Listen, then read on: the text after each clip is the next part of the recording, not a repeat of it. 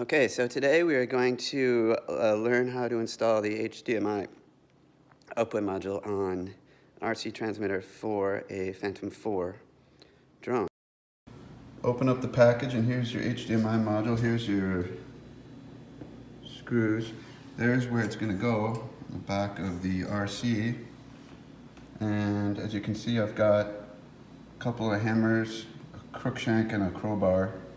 And here we go.